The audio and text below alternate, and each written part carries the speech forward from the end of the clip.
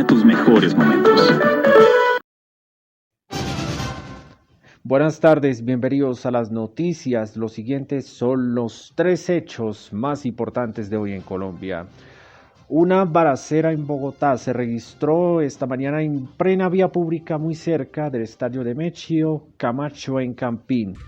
En medio de una persecución policial se registró una balacera en Bogotá. Los hechos se registraron en inmediaciones del estadio en Campín. Además de los 3 capturados tras la balacera en Bogotá, incautaron un vehículo y un arma de fuego. Vamos a hablar más de esta noticia en nuestra emisión nacional fin de semana a las 7 de la noche. Un temblor en Colombia se registró este domingo, fue de magnitud 5.7 y tuvo como epicentro en el municipio de Los Santos, Santander. Las alarmas alertaron a muchos que inicialmente no habría sentido en sismo. Tras el fuerte temblor en Colombia, este domingo que tuvo como epicentro Los Santos, Santander, el Servicio Geológico hizo un llamado a la ciudadanía. Ampliaremos esta noticia en nuestra emisión nacional fin de semana a las 7 de la noche. La fallida liberación de los jóvenes de la primera línea detenidos en el paro nacional de 2021, anunciada por el presidente Gustavo Petro, se convierte en un nuevo punto de discordia entre el jefe de Estado y el fiscal general de la Nación, Francisco Barbosa. El presidente Petro responsabilizó a la Fiscalía y Procuraduría de que su promesa de campaña sobre liberar a jóvenes de primera línea detenidos no se haya cumplido. El fiscal Barbosa le respondió. Ampliación de esta noticia en nuestra emisión nacional fin de semana a las 7 de la noche. Las siguientes son las noticias más importantes del mundo hoy.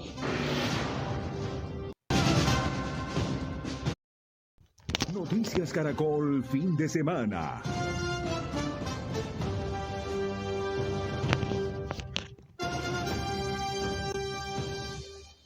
Ucrania afirmó en que logró repeler durante la noche el ataque de drones más importante lanzado contra Kiev desde el comienzo de la invasión rusa, y el presidente Volodymyr Zelensky elogió las defensas antiaéreas del país. Ataque con drones en Ucrania. El presidente Volodymyr Zelensky aseguró el domingo que la defensa antiaérea de su país logró repeler el bombardeo con drones más importante contra la capital Kiev desde el inicio de la invasión rusa en febrero del año pasado. Hoy nuestro país sufrió uno de los mayores ataques rusos con drones, 54 drones juntos, la mayoría de ellos fueron destruidos. La mayoría. Desafortunadamente hubo impactos en la región de Jitomir. Haremos todo lo posible para restaurar lo que fue dañado.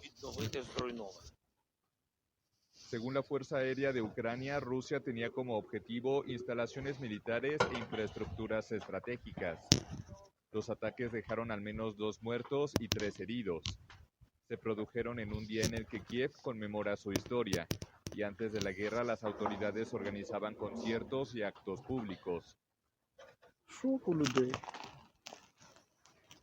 La gente está en shock, los daños son importantes, hay ventanas rotas, el techo se rompió.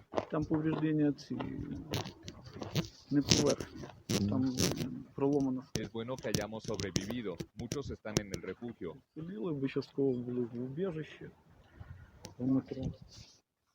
La utilización de drones pilotados a distancia en esta zona de conflicto es cada vez más común.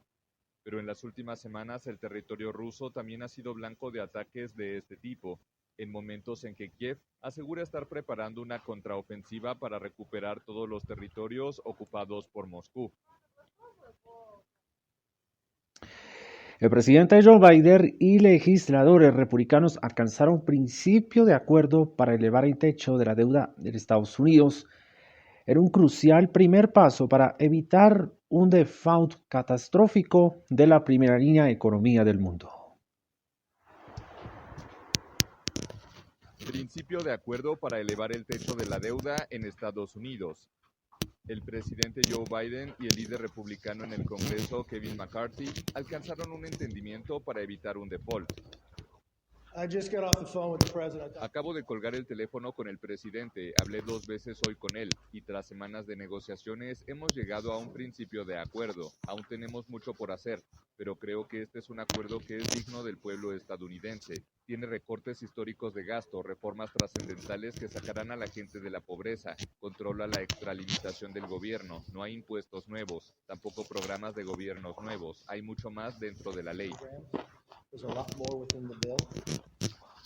McCarthy espera que el miércoles la Cámara de Representantes vote el proyecto de ley imprescindible para evitar el cese de pagos.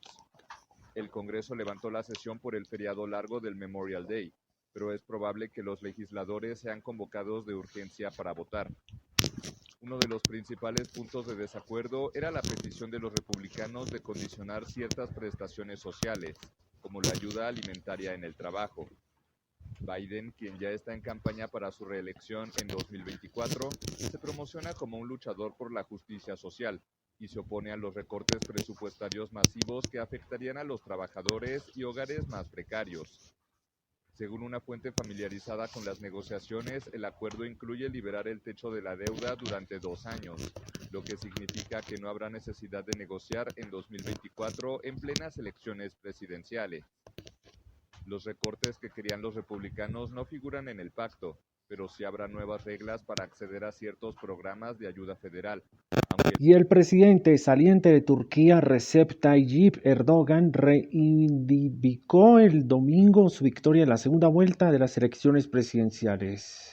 Un resultado que confirmaría su permanencia en el poder tras 20 años al mando del país. Triunfo del presidente Recep Tayyip Erdogan en las elecciones en Turquía. El mandatario reivindicó el domingo su victoria en la segunda vuelta de los comicios. Tras el conteo del 98% de los votos, según la agencia oficial Anadolu, Erdogan alcanza el 52,1% de los sufragios, frente a 47,9% para su rival, el socialdemócrata Kemal Kılıçdaroğlu.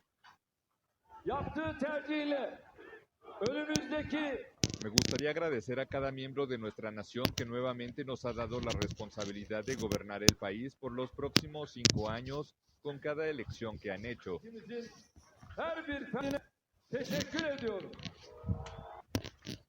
En la primera vuelta del 14 de mayo, Erdogan, de línea islamo-conservadora, quedó en primer lugar con 49,5% de los votos frente al 45% de su rival. Por primera vez en la historia, Turquía celebró una segunda vuelta electoral. El candidato opositor de ideología laica reconoció más tarde la derrota.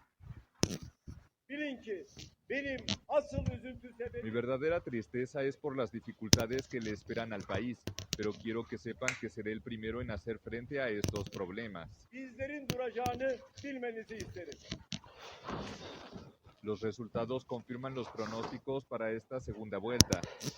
Erdogan, que ha estado en el poder durante 20 años, llegaba como favorito, pese al deseo de cambio de una parte del electorado, la alta inflación y las denuncias de las restricciones de las libertades en un país con decenas de miles de opositores presos o exiliados.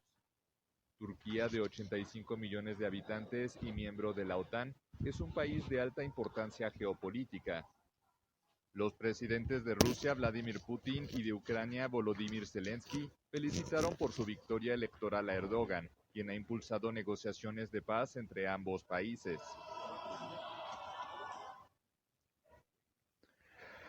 A 6 meses de las legislativas nacionales, el Partido Socialista del presidente de gobierno, Pedro Sánchez, sufrió un duro revés en las elecciones municipales y autonómicas del domingo en España, según los primeros resultados oficiales y proyecciones de medios. Avance de la derecha en las elecciones municipales y regionales en España. El Partido Popular obtuvo la mayoría de los votos, 31,35% frente al 28,14% de los socialistas del presidente de gobierno Pedro Sánchez, con casi la totalidad de las boletas escrutadas. Además, el PP le arrebató a la izquierda varias regiones, incluida Valencia, la cuarta más poblada de España. Los comicios se anunciaban como una prueba para saber si Sánchez podrá ganar las legislativas nacionales de finales de año, o si la derecha volverá al poder como auguran las encuestas. Sí, yo creo que sí que son un test importante, porque es la única manera que tenemos de manifestar nuestra opinión sobre todos estos años de gobierno. Las elecciones renuevan todos los municipios del país y los gobiernos de 12 de las 17 comunidades autónomas o regiones. Pese a la lluvia en varias zonas de la nación ibérica, la participación fue alta con más del 51% de los votantes. Bueno, a mí me parece tanto unas como otras importantes, pero bueno, pues al final son las elecciones que son de tu ciudad, que son leyes y legislaciones que van al final para tu día a día. Tanto el presidente del gobierno como su principal rival a nivel nacional, el líder del PP, Alberto Núñez Feijóo, llamaron a acudir a las urnas masivamente. Jefe de gobierno desde 2018, Sánchez llegó a esta prueba electoral con desventajas: el desgaste del poder, así como la alta inflación y la consecuente caída del poder adquisitivo resultante. Un hombre que abrió una puerta de emergencia durante un vuelo en Corea del Sur fue arrestado formalmente y se enfrenta hasta 10 años de prisión por violar las leyes de seguridad de la aviación. Durante un interrogatorio preliminar, el hombre de 33 investigadores que se sintió asfixiado y trató de bajar del avión rápidamente, según la policía. 12 personas resultaron levemente heridas el viernes después de que él abrió la puerta del Airbus A321-200 de Asiana Airlines, lo que resultó una acción de aire dentro de la cabina y aterrorizó a los pasajeros. El día en que el gobierno de Estados Unidos rompió una medida de salud que bloqueó el paso a muchos solicitantes de asilo en la frontera mexicana durante la pandemia de coronavirus. Teodosio Vargas estaba listo para mostrar a los funcionarios estadounidenses sus cicatrices y las fotos de su cuerpo baleado. En lugar de eso, se quedó congelado junto a su esposa embarazada y su hijo de 5 años, en un cruce fronterizo en Tijuana, 1 metro de territorio estadounidense. La histórica destitución del fiscal general de Texas, Ken Paxton, fue solo la primera ronda de una pelea republicana sobre si desterrar a uno de los suyos en el estado rojo.